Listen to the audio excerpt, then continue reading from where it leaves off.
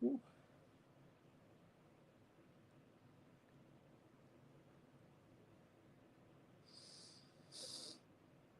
everybody. Welcome to the Santita Jackson Show on AM 950 Radio, the voice of progressive Minnesota. We are moving into not just the inauguration, but Reverend Dr. Martin Luther King week. Oh, yes, oh, yes, oh, yes. On Monday, as the new president is being inaugurated, or the president is being inaugurated once again, we will also be taking the time to commemorate and celebrate the birth of Reverend Dr. Martin Luther King. And some people talk about a day of service. That's true. That's good. But Dr. King was a servant. And servants spend their lives like him, they spend their lives serving people. He had a ministerial calling. The doctor was his academic achievement, but in front of that, ecclesiastical titles eclipse all others. He was a minister of the gospel, and he answered a high calling for which his life was taken, but it was something for which he was willing to give his life to establishing love, a beloved community, establishing peace, making sure that no human being had a floor beneath, that every human being had a floor beneath which they could not fall. Food, clothing, housing, shelter. And so let's talk about that today. Let's talk about it today as we talk about Reverend Dr. Martin Luther King. The fact is, his work, it's not that it's unfinished. We have to do our part. He did his part. Others have done their parts. Now, what about you? What about you? What are you doing to eradicate poverty? What are you doing to make sure that everyone has a full belly? Isn't that what FDR said? A chicken in every pot. Think about that, everybody. Let's talk about that.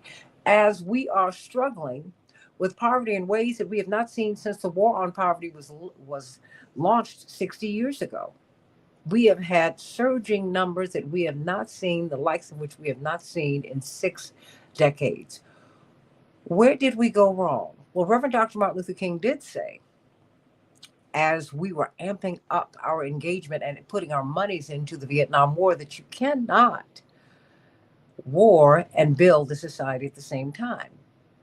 And it makes sense. You can't kill people and bring them to life at the same time. It just doesn't work that way. Hey, Kenneth. Hey, Sheila.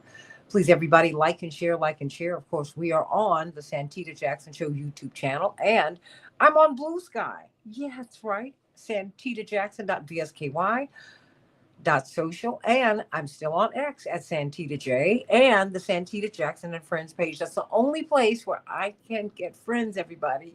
Please don't go to Santita Jackson. Go to Santita Jackson and Friends.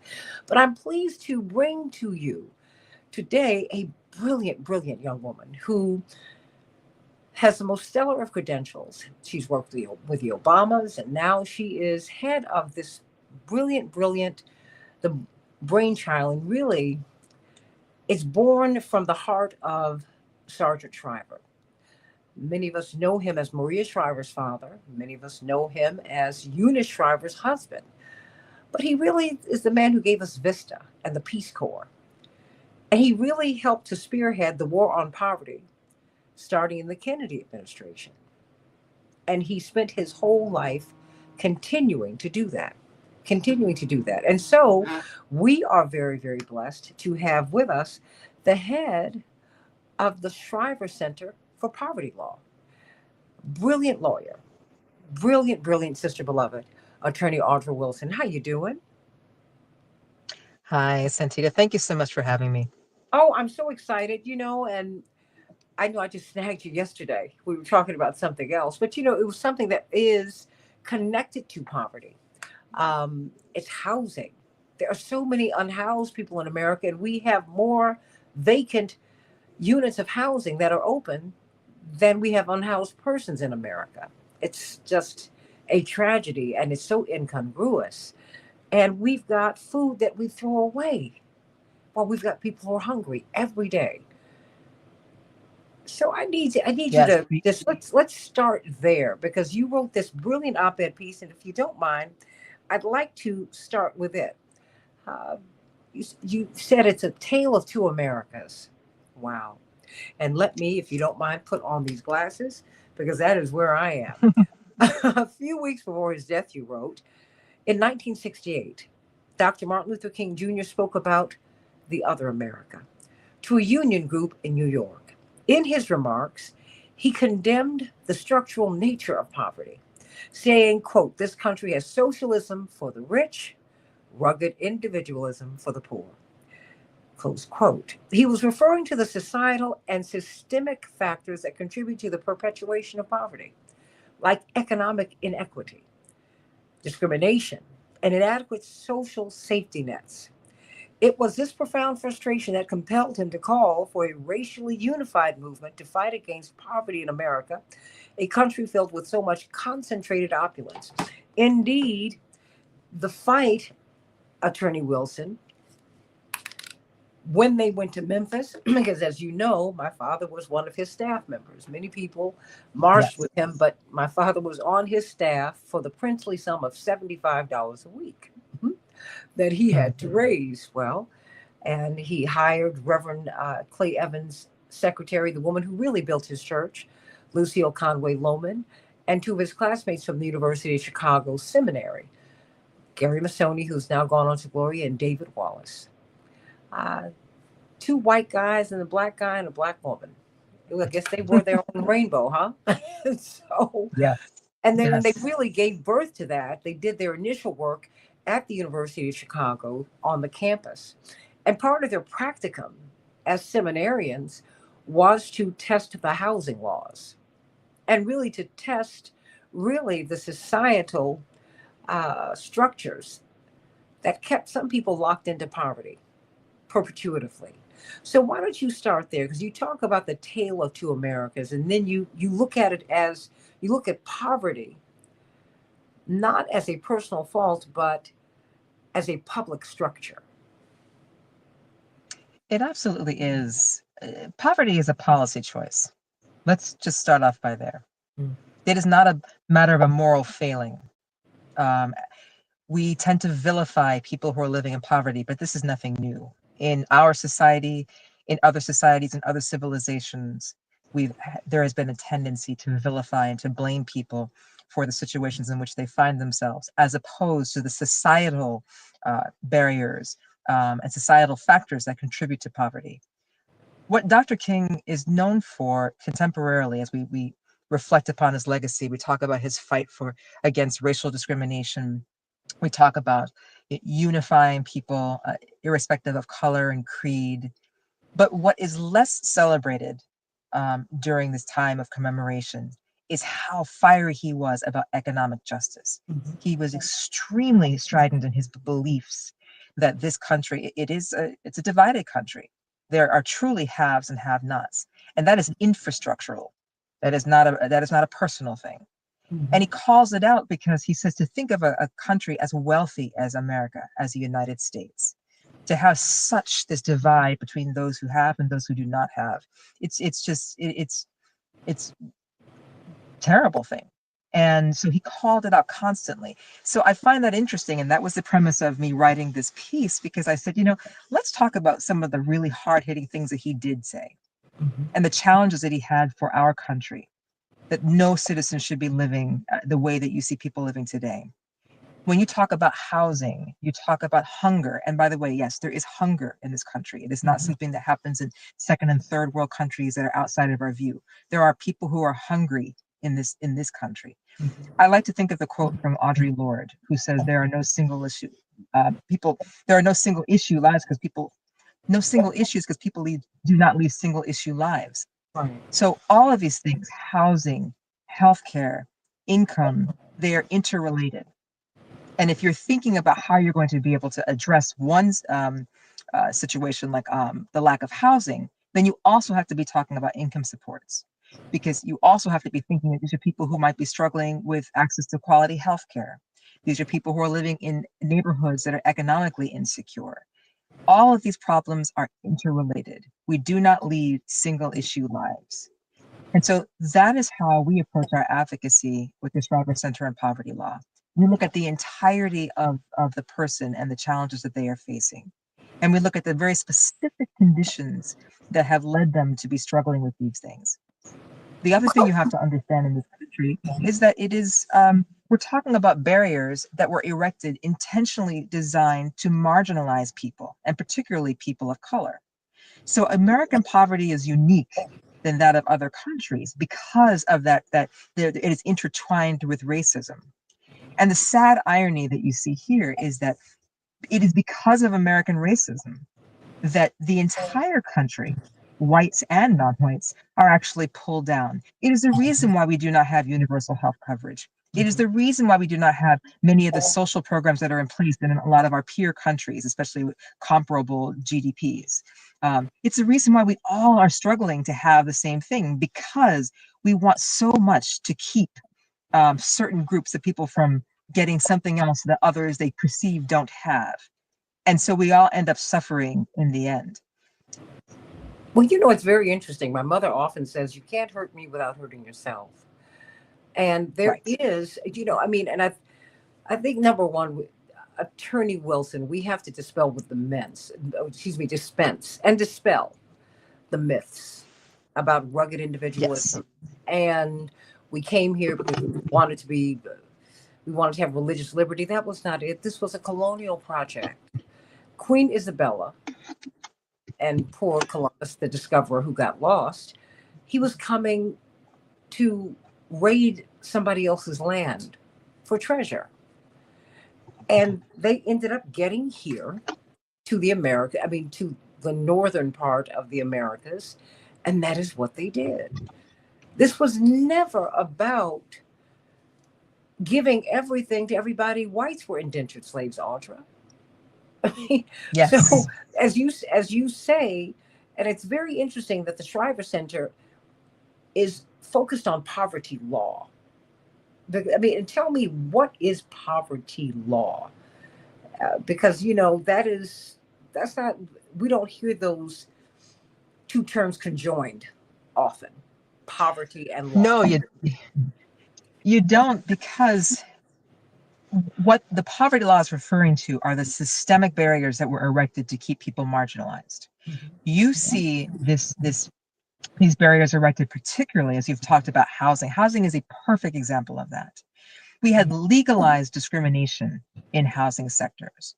So when you hear about redlining, blockbusting, all these things that were intended to marginalize specifically Black people, but it certainly, of course, was impacting other people of color, to prevent them from being able to acquire land, to prevent them from being able or to living in certain parts, of areas of a state or of a city, so to keep them basically located in some obscure corner where there's a lack of other resources, to make it even difficult for them to access mortgages because they could be discriminated against.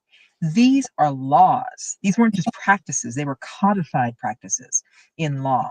And so we've had to use law to relieve these citizens of these sorts of barriers, but we're still feeling the residual impacts of things that used to be legal that were on the books. So that's the reason why there is a focus on law, because I think this country is in such denial about its own history, and very, very recent history, because we are a young country, not recognizing that you can actually look in law books. And if you're looking, they may be obsolete now, some of these laws, but you can still find racially restrictive covenants on the books. There are things that, though they have since been the discrimination has been eliminated because they're been nullified, you can they're still on the books. They haven't even been stricken from them. So anyone can find them and see the language that was explicit about excluding Black people, whether it's in housing or other sectors. That is this country. And what we are such denial about these sorts of laws and that were in place that were intended to discriminate. And because we don't even want to acknowledge that, it makes it very challenging for us as an advocacy organization to be talking about how we eradicate poverty on a broad scale, because that starts with acknowledging the fact that there are things that we did in place to keep people marginalized. So if you can't talk about race as a society, then you really can't talk about how we're going to find solutions, because there are no race neutral solutions to poverty in America, because poverty was created due in part to race, with race in mind. And with racism as the driver. My race isn't the problem. Someone else's racism is the problem. This racist belief system that we still have to function within. I mean, and now DEI has become this nasty word, right? Affirmative action on the public and private side, starting with our undergraduate institutions, has been gutted. It's been eliminated. I mean, how do you make the argument now? And particularly when it comes to poverty, because we personalize all of this. If you Right. if you see racism, you're paranoid. If you're hungry, well, I guess you just need to think your way out of it. You're no longer hungry, you're food insecure. That to me was so offensive. I said, when I You're hungry. You're just hungry. I'm hungry. And I'm hungry with an O. I'm hungry. I mean, I'm like, what are you talking Yeah, about? exactly. So, you need to help me with this. How? Because I know it makes your job much more challenging. And with your brilliance, I know that you're up to the challenge. But how do you make the argument now, right? Well, yeah, About poverty? Because, we were talking yesterday about housing, for example, and, source of income discrimination, which is if you have a voucher in the state of Illinois, for example, 30 to 40% of your rent is paid by the state. And that is a really good thing. I mean, because it gives people an opportunity to go to areas, to live in areas um, where they have schools that are more resourced, where they correct. have neighborhoods that are safer, because the police actually have a different view of the residents in it. And we can just keep, they have grocery stores that have excellent food and food choices. It just, to be poor costs more. But people don't want to hear that now. Or do they? No, they don't want to hear that, Santita, because we mobilize around many causes. We mobilize around many things that we think, we're places where we want to be in sync. So as women, we may mobilize to for a cause. We may mobilize around race. We may mobilize around some sort of trait that is common to many. But the one place, the most important place where we tend not to mobilize, is around the condition of being poor. And the reason why we don't do that historically is because there is so much shame and blame attached to being poor.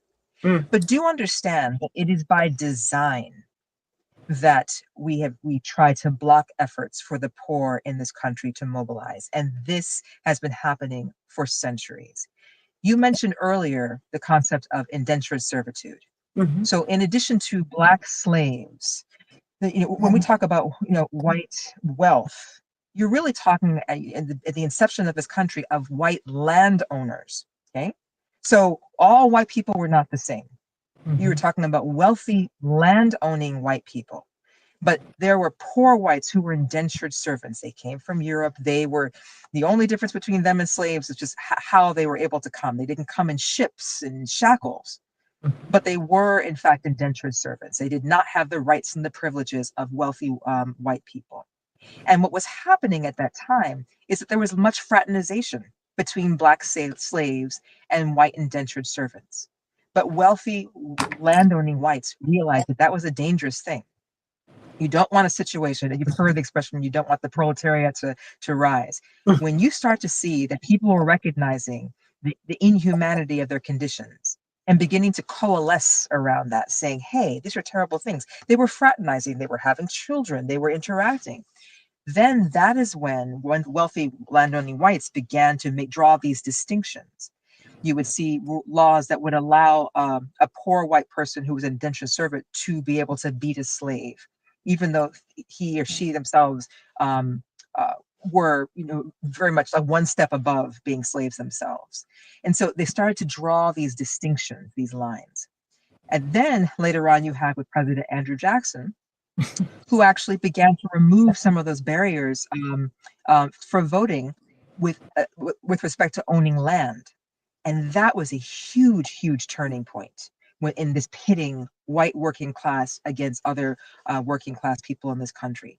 Because when now poor whites could vote and they didn't need to own land to be able to vote, these were again intentional ways to begin to break up this potential coalition, between poor whites and poor blacks. So this is a very intentional strategy, and it has persisted. It has gone on, and it works brilliantly, right? Because Yeah. now you hear people talking about poor people. So there are poor whites, or sometimes we use the term working class, or so which is like or what's the white working class? Essentially defined as white people working without a college degree. So it's very ambiguous.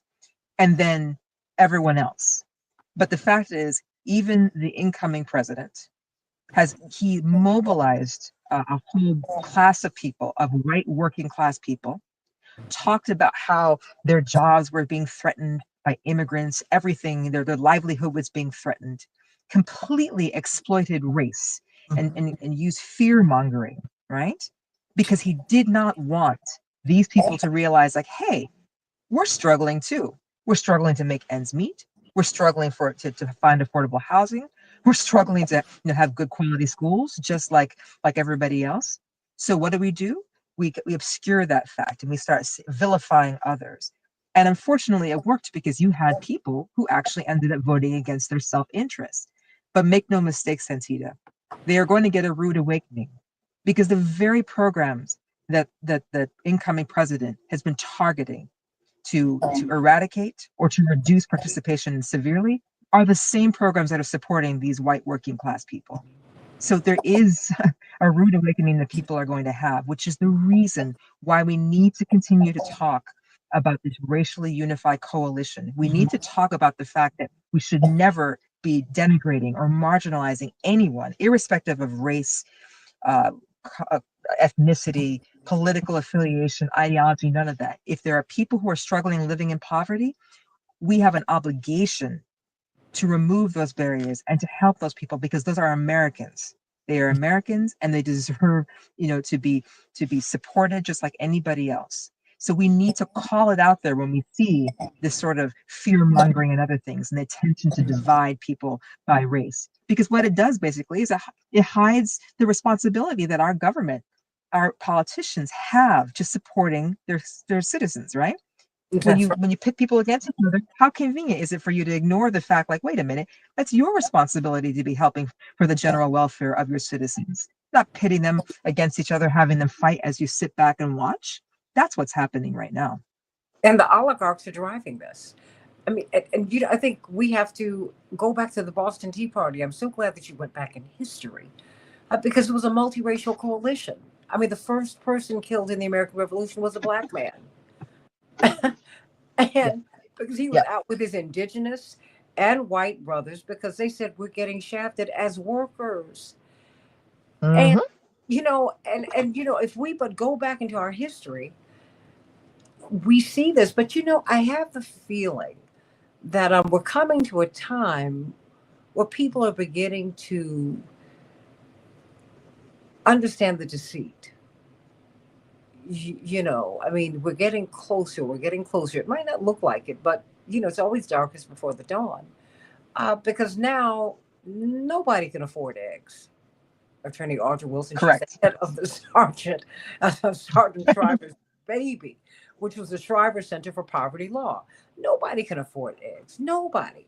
Nobody can afford rent. And I misstated everybody. In fact, in the state of Illinois, and there are other measures in about 20 other states, the state of Illinois, for people who are struggling, and everybody's struggling trying to pay this rent, you pay 30 to 40%, and the state will pay the rest. And what we're finding is that now, and so that's a guarantee. Landlords now are discriminating, though, Audra. Even though Yes. it's illegal to do so, they're discriminating against people who have vouchers. I mean, just I was in Whole Foods, right? Whole paycheck. And I was so glad, and I was pleasantly surprised, this was years ago, to see that they accepted SNAP. Yes. And the woman in front of me was looking, she was, looking around furtively, trying to see if anyone was going to condescend. And Mm, I touched her arm. I said, "Go pay for that." I said, "You're just fine." And she looked at me. She said, and she looked at me with such relief, and I saw her exhale. She said, "Well, I said, "You want to get some good food for your family, and you deserve it. Pay for it." I said, "Because we're all being supplemented in one way or another. Go on." absolutely. Absolutely. And what you're touching on is, again, this is the vilification of the poor. This is the shaming of the poor. The mere fact, and I've seen this in Whole Paycheck, where I've Mm-hmm. seen people want to use their cards. And let's say our EBT system is much smoother right now. But I remember when I first began at the Shriver Center, because I started originally as a staff attorney and then ended Mm-hmm. up coming back to become CEO. But when I was there as a staff attorney, I'll never forget a moment where I was in a Whole Foods where there was something wrong with the system. Like, it was, for some reason, it wasn't accepting their link card. Mm-hmm. And what they ended up doing was putting up a sign that says, "No link." And I stepped in, and they weren't pretty happy with me. I stepped in to say, "Are you aware that you can actually call this number?" Because I had the number on me, go figure. And they can and you can actually run the person's card through the system, like, manually, and they can complete their purchase. Now, of course, they didn't want to do that because they felt like they were holding up the line, and so it was more convenient for them to just put up a sign saying, "Hey, system's down." But to the point that you made, you absolutely go and you pay for that food because you have the right to do so. Now, like I said, that these people really didn't like me after that, but I was like, "I'd be more than happy to walk you through it." They're Oh like, no, "Who is no, this broad? no. I What You is don't she go to here that Whole saying?" Foods anymore. Bless her heart. She doesn't go to that Whole Foods anymore. But Yeah, I mean, not oh only yeah, I was a crusader in that day, but it's just really, but I say that story to say that this is a perfect example of how people feel shamed. Mhm. That somehow they're getting something that they don't deserve, and Yeah. the notion of deserving versus undeserving poor is a very old concept. This Mhm. transcends the Americas.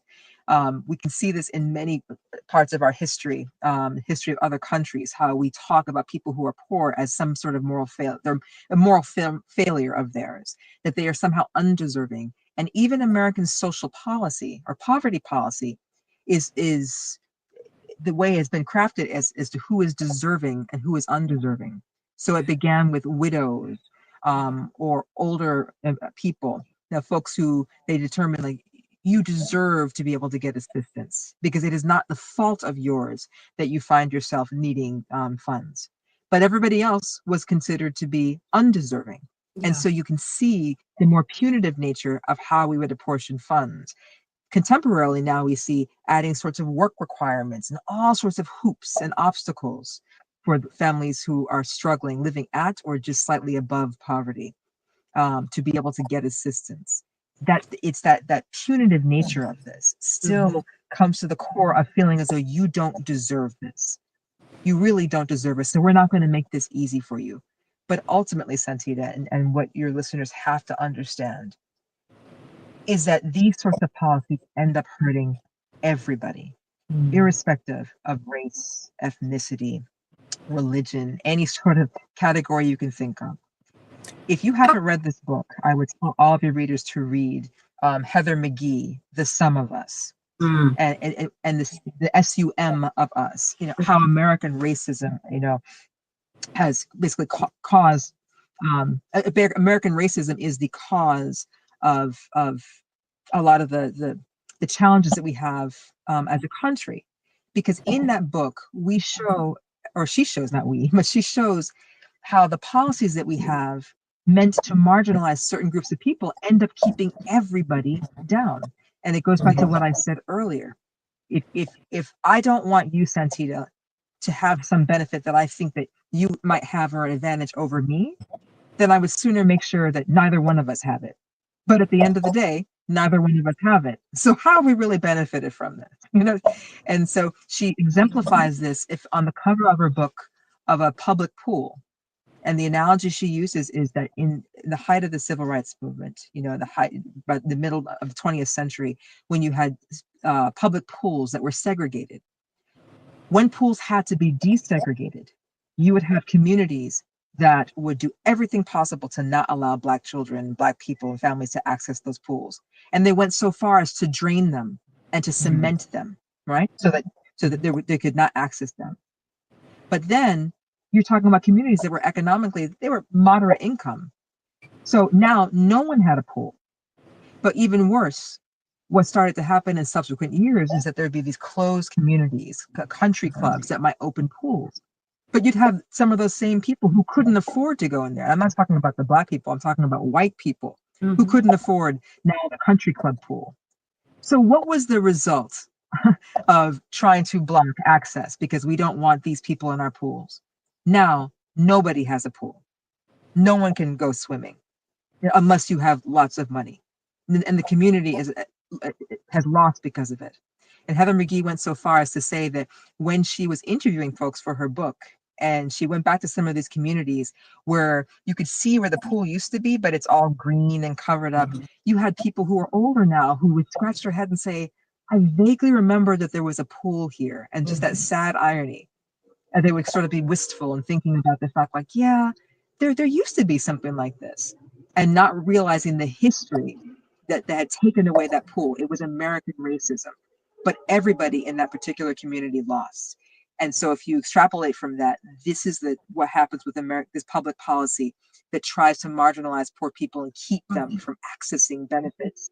That ultimately we all pay the cost of that.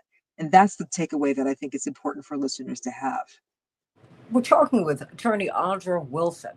She's the CEO of the Shriver Center for Poverty Law, having a stirring conversation today. And I'm so honored to be able to talk with you because it's an honest conversation. Because I think that we're having an honest moment in America. We have heard so many elected officials say, "You guys, this is not who we are." I'm like, "Oh, no, no, no. We're sitting on land, you guys." And it was the country was built not by immigrants but by enslaved people. And then we built a country that immigrants could come to and get jobs, build their lives, and build up the country. But the White House was built by enslaved people twice because the British did burn it down. We built the Supreme Court. We built all the monuments, not for free, with unpaid labor. And why do you think it's Yes. important? Yeah, I mean, I think it's really important because we are, you're also bringing up another point that you feel diminished asking for help from a system that you pay into every single day. Oof. But Yes. Boeing doesn't feel that way. Boeing cannot keep a plane aloft without the doors blowing off midair, mid-flight, and and yet they continue to get enriched. We keep losing these wars, but Northrop Grumman and that whole military-industrial complex, they get richer and richer and richer. I'm like, it's not working out for you. It's not working out for Well, us. that's the socialism that Dr. King talks about when he Yes, talks about the socialism for the wealthy. Even yes. in the lexicon, the language that we use. What is the difference, I ask my law students sometimes, between um, welfare and a subsidy? And I've actually asked undergrads this as well when I do some guest lecturing. And as you can imagine, I get all sorts of responses. I mean, I can see their brains churning, right? The machinery working, and they come up with all these theories about, well, Professor Wilson, this is what it is, and that's what it is. And then ever so often, I'll see one student in the corner, and their eyes are twinkling, and they smirk, and they look at me, and they wink at me, and I wink at them, and they realize what the answer is. And the answer is there is absolutely no difference. And they get it, so everyone looks sort of shocked, like, what? I said, that's, I appreciate this exercise, and I almost feel guilty for having them letting them go down this pipeline. I'm like, it's I'm not trying to play gotcha with you, Oh but the no. mere fact that you thought that there was a difference, and you are trying to, you know with earnestness, you're really trying to figure out what that difference is. There is no difference. That is, so we are more inclined to subsidize companies, but we don't think about subsidizing our own people because we don't think of the resource that we have in our people. And that's the difference between welfare and a subsidy. It is just, it's a matter of our will. That's why you talk about Northrop Grumman, you talk about a Boeing, we talk about ADM, and we talk about farmers and others. We make a conscientious choice to subsidize certain industries. And I'm not saying whether you should or you shouldn't. I'm just pointing out the fact that it's okay to subsidize in one context. But when we talk about the subsidization of humans, of people, of individuals, hence, the rugged individualism that Dr. King speaks of. Then all of a sudden, we start talking about blame. We start talking about welfare, giveaways, handouts. The entire language begins to change. What we need to do, Santita, as you had asked earlier, as people are listening, you need to call this out. You need to, when you hear it, you need to say something saying, why do we do that? You need to stop and think like, hey, is there a reason why we are referring to individuals differently than corporations when it comes to subsidizing, when it comes to supports? Is there a reason why we are so apt to want to vilify people, to shame people, instead of thinking, could this investment be able to help them get them back on their feet? Do we wonder, like, why are there so many people, as Dr. King asked, struggling in the first place? There's no reason, Santita, why people should be working 40 hours in a week and still not be able to feed their families. None. We're not talking about people who are living off the dole, the old expression, sticking their hands out for pennies.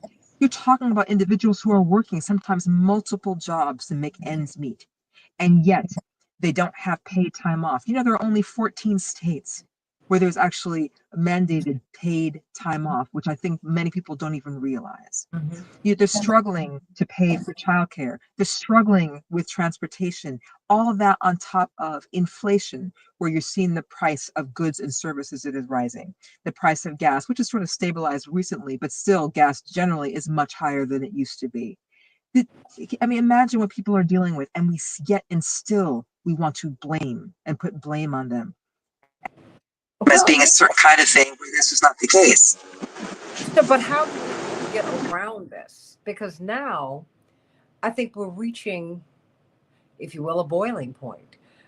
And you see that, I would say, with the election of, with the election of Obama, Trump, Biden, uh, because we're reacting to, we, of course, we remember with President Obama, then Senator Obama, you had the housing market collapsed and the banking system collapsed. Goldman Sachs went to Nancy Pelosi with a 2.5-page letter and said, if you do not give us $770 billion right now, we are collapsing your economy on Monday. And you remember Americans went crazy. They said, are you serious? I said, oh, he's got this now. I felt he had it all along. I said, these people are going to be so angry. They are going to put this black man in office because they want something different. And Trump needs something different because the pain out here is real. Bernie Sanders wants something different, needs something different. The pain out here is real. Americans are poorer. And Americans understand that structurally there is no way for your children to do better than you've done. I mean, that's socially, Audra Wilson, that is unsustainable. I mean, Luigi Mangione, pardon me, is just the beginning. And Ted Kaczynski. I'm not glorifying people who commit these violent acts. I'm from the nonviolent spot in the movement. I believe in that. That having been said, all these great prophets said, don't push me because I'm close to the edge. I'm trying not to lose my head. It's like a jungle sometimes. It makes me wonder how I keep from going under. And I think that's where we are. I'm hearing people on C-SPAN in the morning, Audra. They're so angry. And they feel so betrayed. Because white people are now beginning to feel poverty. They're beginning to have what do they say, the deaths of despair. They're killing themselves. Or they're making themselves so sick that they do die. I mean, so how do we relaunch this war on poverty? I mean, what's the buy-in for everyone? I mean, because look, let's face it. Before Sergeant Shriver married into the Kennedy clan, he was from a very wealthy family, and yet he had a profound understanding of poverty. Um, and Dr. King, quite frankly, was from a privileged background himself. Yes, he was. On the black side of town, he was a prince. And yet they understood poverty and they wanted to eradicate it. How do you make the argument today when people are feeling so contemptuous of the poor? And that's not new, but it just seems to me that as we glorify the wealthiest among us, it's gotten worse, Audra. It's gotten worse.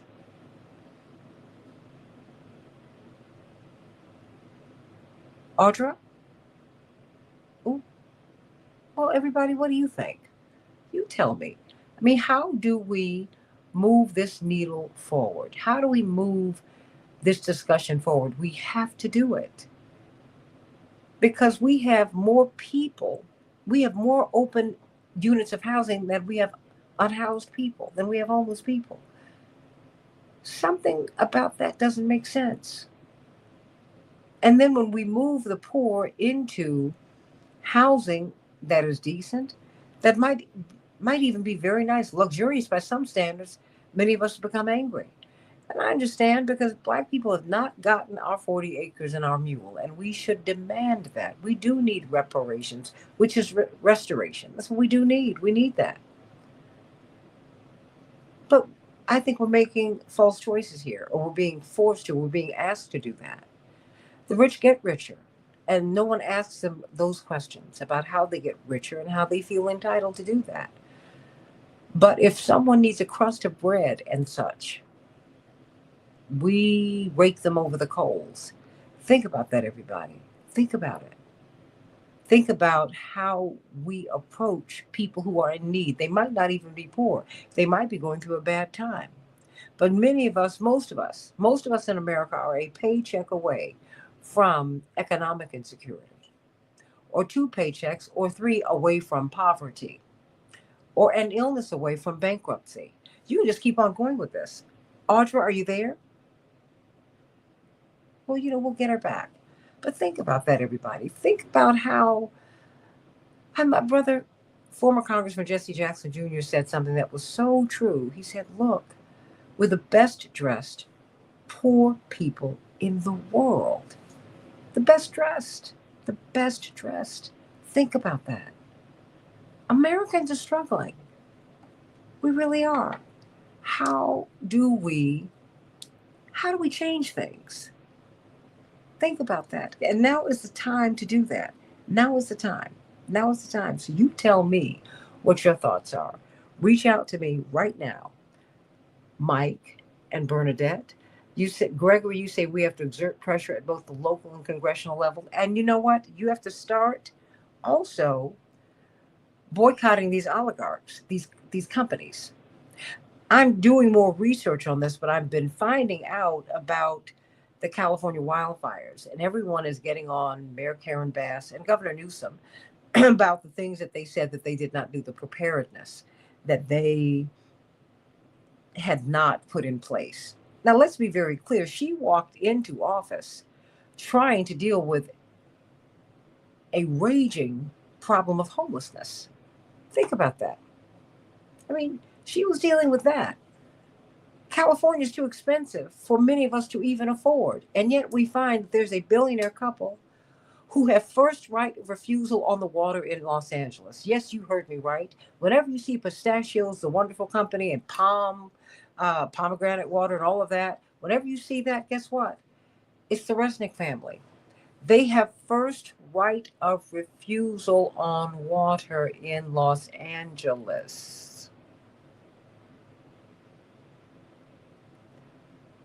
So before the city of Los Angeles gets water, they get the right to get the water first, to tend to their farmlands.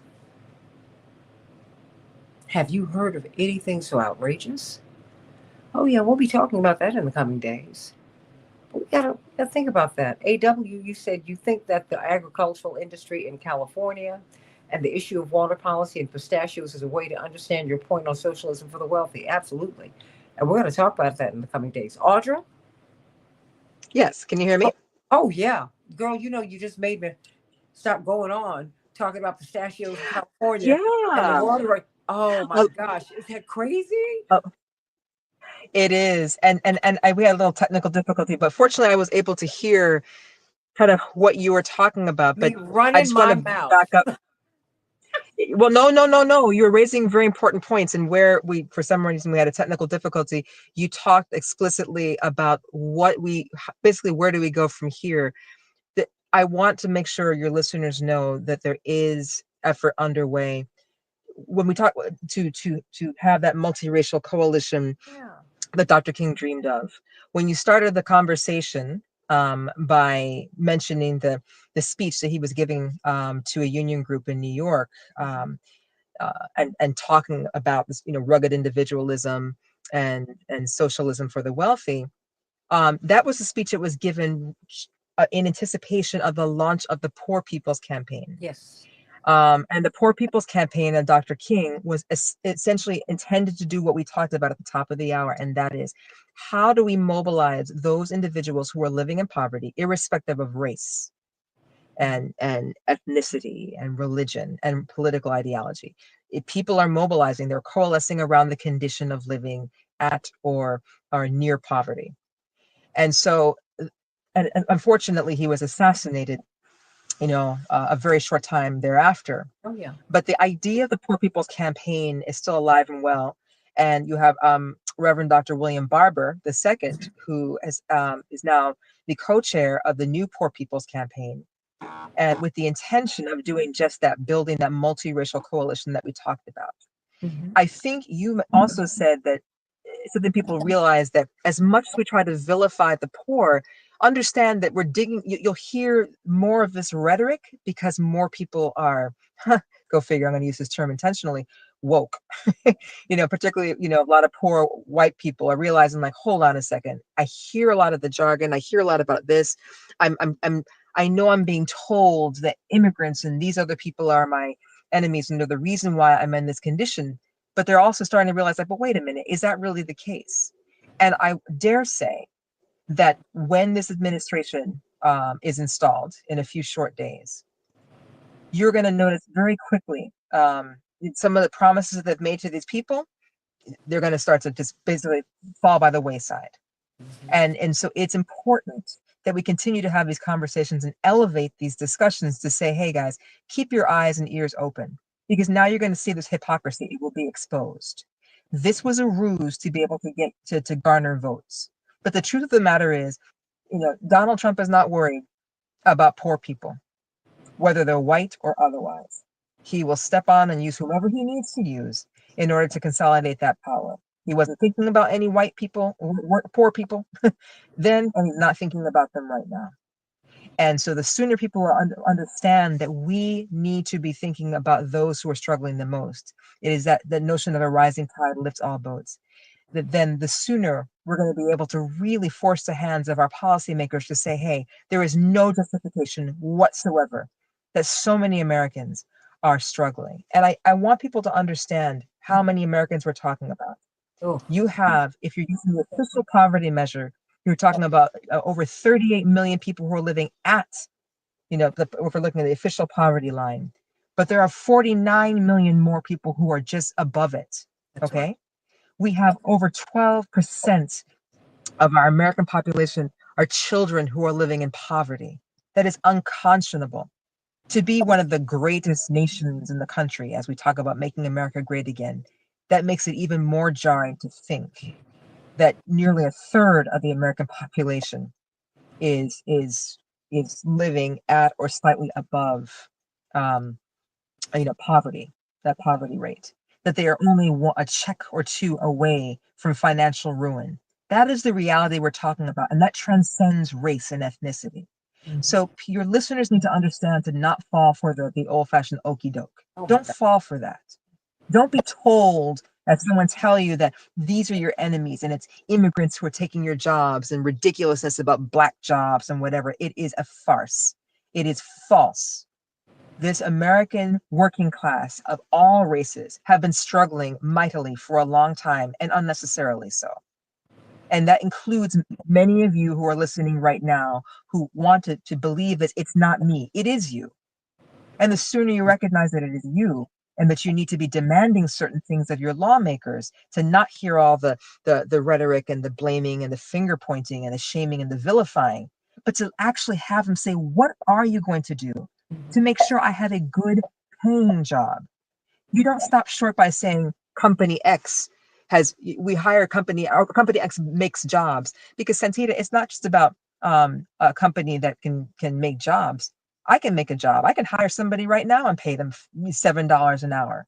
Mm-hmm. It's about good paying jobs that can support families. You want that. That's the sort of sector that you want to support. Sectors that are building, allowing people to build wealth, that are providing jobs that can actually sustain families. There's this, you get no pat in the back because you're creating more low wage work, that people are struggling to make ends meet. So we really have to ask some tough questions of our lawmakers. We have to not fall for the okey doke. We have to not be just, smitten by the rhetoric and say, wait a minute, I hear a lot of these platitudes and a lot of these words and this finger pointing, but I want to ask some more concrete questions. What does this mean for me, person X, in this situation? Tell me how the policies that you are advancing are going to directly impact me.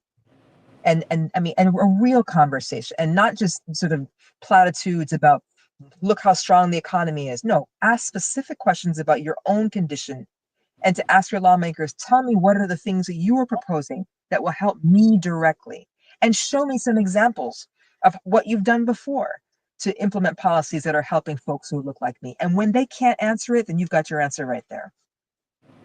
And they've got to, and I will say this because I want you to close this out. You're absolutely brilliant and right.